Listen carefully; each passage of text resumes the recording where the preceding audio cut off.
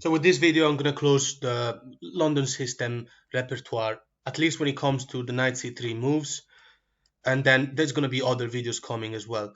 So after d4, d5, bishop f4, c5, knight c3, this is becoming more and more popular, and so it's good to know what to do against it. Now the move is knight c6, and in the previous videos we went through e3 and then the bishop d3 line, and also the knight b5 or refutation thing. There's a whole video about it. So in this video, I'm going to still go through e3 and then the more normal move, knight f3. But also I will go through e4, which is the main theory move here. So let's go through all of that. e3, now we take the pawn. Of course, white has to take back with the pawn. Pawn takes back, and now bishop f5. So we went through bishop d3 previous video. And let's go through knight f3. Now black continues with e6. So very normal move, very easy setup to remember. So I'm not going to go through bishop d3 move because this type of stuff we've seen it, and not even bishop b5 is the main move here. Is bishop e2 is the most passive line, and so this is going to be less sharp than in previous videos. But let's continue. Rook to c8 is the next move. We know that when white plays the knight c3 move and the c2 pawn remains backwards, we're going to have to start applying pressure on the c file. And usually in the London system, one other popular idea is to play c3 pawn, and there's like a chain of pawns. So after rook to c8, white continues and castles. Black develops knight to f6, all very normal. So we're going to look at the most passive move, which is a3. It's not the best move by white. We're going to look at that because our plan is to play bishop b4 and start applying pressure on this knight in order to double up the c file as well. So we will look at this line later on in this video. But first, I'm going to start with rook to e1. This is the most active move by white. And now bishop to b4. And now the suggested move is knight to e5. And we will go through that as well. Let's first quickly look at a3. What happens when the bishop is attacked, so we understand what's the goal of this bishop. Well, we take. Pawn takes back. And now black castles. We've achieved what we wanted. These two pawns here are weak. And we have a rook on the c file. And also a knight that is able to jump to e4 and stay there. White's best move is bishop to d3 now. Now we cannot swap now, unlike in the previous video, it was a different setup. If we swap now and white takes back with the pawn, then the d pawn will be supporting the c square, the c4 square, and we've basically gave up the bishop pair for nothing. So we're gonna keep the weakness like that. Black's best move now is knight to e6, defending the bishop like in order not to break the pawn structure and not isolate the d pawn. So obviously taking this gives an advantage to black, because then black's pressure on this file will be kept. Black has a pawn attacking c4 square, so white has nothing after giving up the pawn. So white's best move now, well, if bishop takes, then that's good for black. White's best move is obviously knight h4, attacking the bishop. So what happens if white were to play a move like c4? Because you might argue that white is trying to undouble up the pawns, whether in this case we take the bishop. And now if queen takes back, we're taking the pawn in c4. We're taking with the rook, and there's no compensation. Also, that we're just winning a pawn, and the rook is improving its position.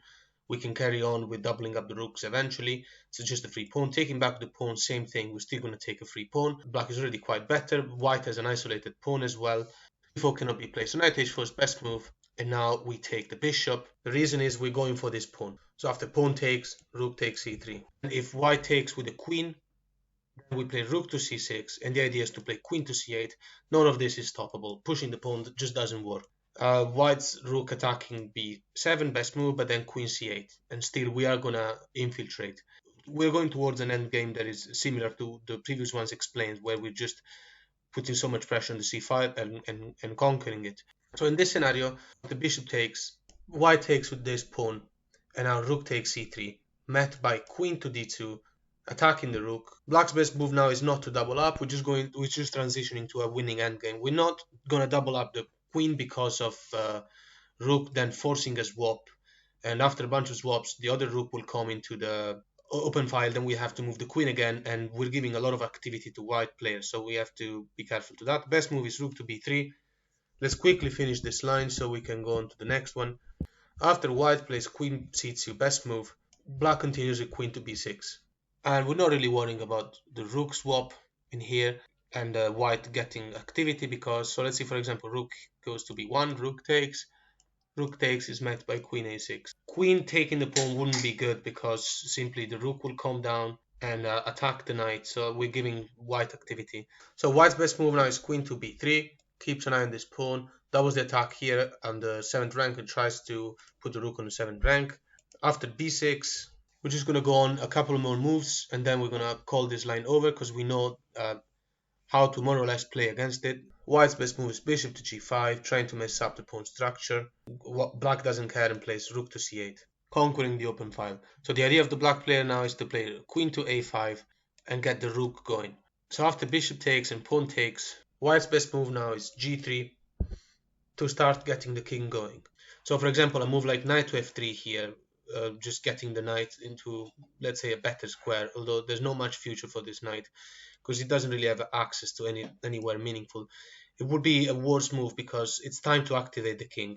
Now black continues with queen a5 and the idea of playing rook to c3 and then take the pawn, potentially forcing a swap of rooks afterwards. A move like a4, which is the best move now, is met by the queen swap because rook here now isn't really winning anything after the queen moves.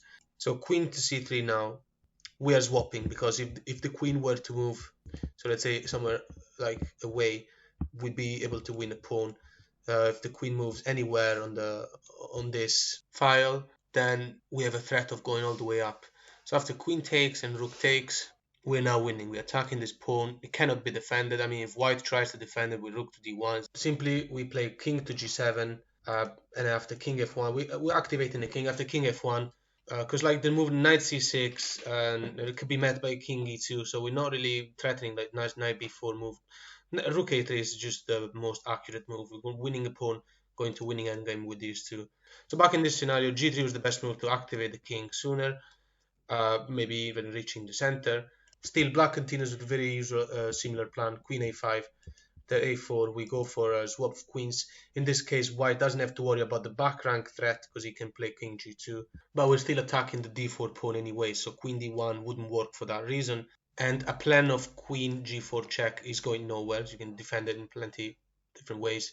So after a queen swap and rook takes back, rook to d1, in this case knight c6 is fine because the king is just far and the knight is still in h4. So after knight f3, defending the pawn in d4, black continues with the usual king g7, and black has the exact same idea as in the previous line. So from the beginning, let's look at this other line. Bishop f4, c5, knight c3, we play knight c6, e3, we take the pawn. Pawn has to take back, and now bishop f5. So we're looking at knight f3 in this video, e6, and then bishop e2, black plays rook to c8. After castle, black plays knight f6, and as we said, we're going to go through a3 and knight e5, two main move here. a3 is actually the more passive move, but it's there to prevent the whole bishop e4 move. So let's go once again through rook e1. So we play bishop e4 now, and instead of going through a3 this time as we went before, what happens after knight to e5? Simply black castles because we don't have to worry about taking the knight back with the rook. Now here we have the same ideas, taking the knight. We've got knight e4, attacking the pawn, and a swap of knight is just excellent for us because we're going to take back with the rook. So here the best move by white is actually to take the knight. The reason is that we're going for this weakness in c3, and white here has two potential ideas to safeguard the structure of the c file. One of them is queen to d2, and the other one is bishop to d2. The problem with bishop to d2 is that then this pawn here is a loose pawn, it's hanging. So what white should do is to take the knight in order to leave this pawn safer, and then protect the c3 square. So after knight takes and rook takes, white now is able to try bishop d2 or queen d2 in order to keep the c3 square safe instead of getting it bombarded by black's pieces. Queen d2, black can simply play knight e4. There's a double attack on this and on the queen, so of course the knight cannot take back because it's pinned. After queen e3, black can take the knight, and this is just winning because the pawn can't take back because bishop c3 will be forking the two rooks.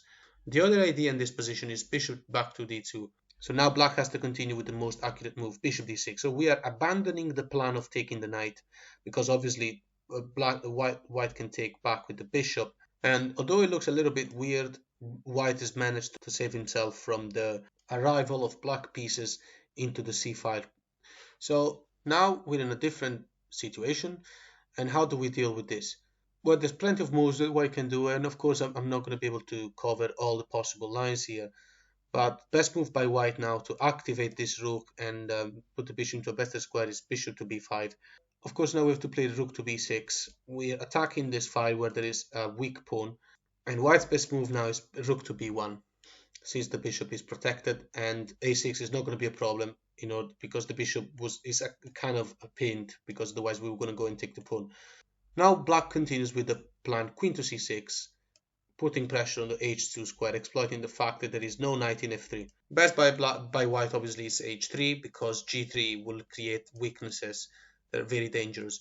So h3, and now this is the crucial move. In this position we were threatening something, so white had to do something about it. But black now continues by taking the pawn in c2. It's a fork, so white is forced to take back, queen takes, and now the rook can take the bishop. The knight cannot take back because the queen will be hanging. So in this position, queen d3 was the best move. The knight now is truly attacking the rook. Best move is rook to b6.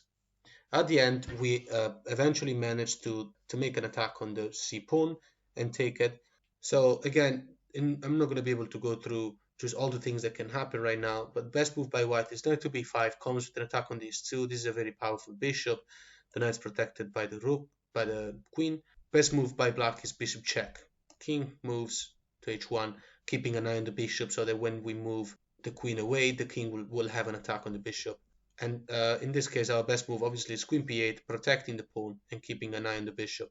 After white's best move, which is g3, trapping the bishop, we take the pawn. And now taking back with the queen would be wrong, because after a bunch of swaps, rook takes knight, and we're winning in material. So after pawn takes, knight e4 is the best move. We're threatening this check. Also, we're threatening a piece that will be taken back by white, that we can take this knight. So for example, if king to g2 protecting the pawn, then we just take this bishop and then the knight. Well, white's best move now is rook takes knight. This will allow the white player to be down the exchange, but at the same time we've got two pieces for the rook, and at least white's got a little bit more of activity. So after pawn takes back, best move is queen f1, keeping an eye on the knight. Of course, white couldn't take the pawn, and now we're finally taking g3. This is everything we've done so far, is to assume that white will play the absolute best moves that come out in a setup that is not the best, and this knight c3 move is not supposed to be the best, even though it's getting more and more popular. So black here is winning, and let's go very quickly through the next moves just to see how the endgame is played. White playing the best moves, black playing also the best moves. Bishop f4, queen f3 here. Now we're suggesting the swap, and after the swap we'll be able to take the knight for free, so the queen has to take the queen. Pawn takes back, we have a passed pawn, and after knight c3, black continues with rook to c8. Now we're threatening to take the knight because the pawn is pinned. We will be winning the rook, so after bishop to d2, black continues with a5. Black's plan is to go on the 4th rank and start attacking the isolated pawn. White's best move is d5, and now black continues with rook to b4. After take takes and a3, attacking the rook, and rook to b3, let's close this line with black playing b5. So after king g1, still the best move, black plays b5. The idea is to play b4, and after swaps, then we will be kicking the knight away from there and infiltrating with our pieces. Knight e4 is simply met by rook c4. Quickly mention that that a3 move. So knight c3 and knight c6, and e3 we take, bishop f5 and knight f3. In this line we play e6, and after bishop e2, knight f6. So instead of castling, we're just going to go through a3, because you might argue that the whole point of the previous lines was to play bishop b4 and go over the weakness of not having pushed the c pawn, because now the c pawn is blocked by white's own piece. After this move, black continues with bishop e7. So how are we gonna base our win now? After castle and castle, it looks like black is kind of out of trouble, but the thing is that the setup is weak because of this c pawn being backward and blocked by his own knight. So now black has an idea of just playing the usual move, rook to c8. So now white has to play something, but there's not really much to do. A move like bishop d3, I also said this before at the beginning of the video, cannot be played because it's a transposition in one of the previous videos, so you can have a look at the other knight c3 videos. The bishop now goes to g4 and attacks the knight, and this pressure on the d4 pawn is going to be a big problem. Black is threatening to win a pawn, and now the white player has to lose a tempo by defending it, because otherwise bishop takes knight, and by defending it, black now has won a tempo and he can play rook to c8, so that doesn't make sense. So after a move like rook e1, which is the main move we're exploring today with this rook from f1 to e1, especially because now there's not going to be this annoying pin. Black now plays rook to c8, and black's position is slightly better. It's considered about more of a pawn advantage. Let's have a look at a couple of ideas before we drop this line, because it's the most passive one. So bishop b5 is not a problem, because you might think of bishop b5, knight e5, applying pressure on the knight, and then black cannot take back with the rook. We're going to have to close the file because it's going to be pieces attacking. Bishop b5 doesn't work though because of bishop g4, pinning the knight. If the bishop gets attacked, we can make a swap, and again we're winning a pawn. So bishop b5 doesn't work. What happens after? Well, b4 is complete rubbish because you can just take it with the knight, and then the rook is attacking c3 and is conquering the file. Well, there's lots of other moves, many of them that do really nothing, like bishop back to g3 or h3, but all these moves are worse, and we can't really go through all of them. So we're going to look at the first choices of Stockfish. So after knight e5 instead, here we take the knight. We're happy to open the file for the rook, and white can take back either with the pawn or with the bishop. If he takes back with the bishop, then knight e7 attacks the bishop, tries to take away the bishop pair from our opponent, so White's not going to leave the bishop there. If he does, then we're going up the bishop pair in an open game. So after bishop g3, black now plays queen b6, attacking this very weak pawn, and this pawn cannot be pushed because of rook takes c3. At the same time, this knight really cannot go anywhere because there's the bishop attacking c2. So what happens after a move like rook to b1? Black continues the attack on this very weak pawn. This pawn doesn't have the support of another pawn. So back in this position, after knight e5 and knight takes, bishop e5, knight d7, you might argue that bishop can go to f4 and then eventually protect from the e3 square the d4 pawn. So black now continues with queen b6, and there's the attack on the b2 pawn and the usual things as mentioned 1 minute ago. After rook to b1, in this case defending the pawn, we cannot really play bishop f6 because of bishop e3, and then we're not really achieving anything. Black simply continues with rook f to e8, and white is in some sort of zugzwang because moving the bishop in this diagonal isn't really possible because it gets taken. Moving the bishop back will run into bishop f6, attacking this pawn, and any other pawn move around the king will be very weakening, especially because the queens are still on the board. Moving this knight in c3 is not possible because of bishop takes c2 with the fork. Black now has a plan to play rook c6 and then rook to c8, supporting the other rook. Moves like a6 or even bishop g6 are played in case white will play the most useless moves like rook back and forth, for example. So a move like bishop b5 is met by rook e to d8, protecting the knight, getting ready to double up in case white were to give up the bishop pair. If not, black can simply play a move like a6, that's not a problem, and then rook c6 and the rooks are doubling up. White doesn't really have any move, also because this knight is stuck there, he can't move. And the potential swap of bishop is met simply by queen take, and we won a pawn. So again in this position, knight e5, knight takes, and if pawn takes, black continues with knight to d7. And what's the difference now? Unlike before, the difference is that we can place the bishop in c5 with an idea of queen to b6, attacking this pawn and this one. This would be a deadly attack if it were to happen. So after knight to d7, this would be our next move, but it depends on what white does. Notice how pawn takes pawn in e5 is worse than bishop takes, because now this pawn in future occasion might be able to push, and the knight will be removed from the c file with the attack on the c2 pawn. And needless to say, if white were to defend the c2 pawn a little bit further, like with the rook in this case, we have an attack on the knight, and this knight is only protected by a pawn, which allows us ideas like bishop takes pawn. But we've seen this typical scenario in the previous video. So if white plays this move, which is the most logical right now, trying to swap the light square bishop, also because this bishop is applying so much pressure in c2, white is thinking that after this swap of bishop, black will not have anymore the same amount of pressure on c2. Then we can even give up the bishop, that's fine for the other bishop. And after queen takes, black continues with rook to c4, and the file is being conquered. Black's advantage is something like -2 right now. With attacking the bishop, white will have to give a tempo. Afterwards, we can double up our queen and rooks on the same file, making this knight unable to move forever. Yeah, so let's have a look at the other idea when, after taking the bishop, pawn takes back. These pawns are not disconnected or anything.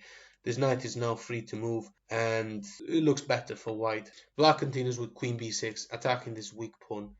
And the pawn cannot push because of the knight dropping, but white will have more ideas to continue. Let's just look at a few of them before finishing this chapter. So after rook to b1, black continues with bishop to f2, attacking the weak pawn. This cannot be defended by the bishop. So after bishop to g3, although also rook e2 is possible, black now plays bishop to d4. Double attack on the c3 knight and more pressure on e5. So the idea of black will be queen to a6, getting out of the file of this rook and then put pressure on the knight. A move like knight to a4 to try and try and release the pressure is bad because it's met by queen c7. There's just too much attack on this pawn. f4 is not possible, and queen h5 doesn't make sense because then we're going to be attacking the knight, and the knight will no longer be defended by the queen. It's going to move again when we actually are winning the control of the square c3. So back in this position, after pawn takes e5 and then knight moves, bishop d3, which is played to release the pressure on c2, bishop takes and pawn takes, better than queen takes because of rook c4 move as we saw before. Queen b6 is coming anyway, attacking the weak pawn, and best rook to b1, met by bishop c5, attacking this pawn. And after bishop g3, bishop d4 is played, the pawn is still pinned, we're applying more and more pressure. The best move by white, the only thing that white finds now to play is h3, because we are already in some sort of Zugzwang moment. I think I've given quite a lot of examples of the last 20 minutes about the reasons why white can't really make a move without a disaster happening. So last thing I'm going to mention before closing this line is that black will have to play this maneuver, knight b8, knight c6, knight c7, and knight f5. That is the plan of the black knight, so being in its best square, and there's not really much to worry about white moving pieces because there's not much that white can do, and besides there's a weakness of the d3 backwards pawn which will be targeting in the endgame.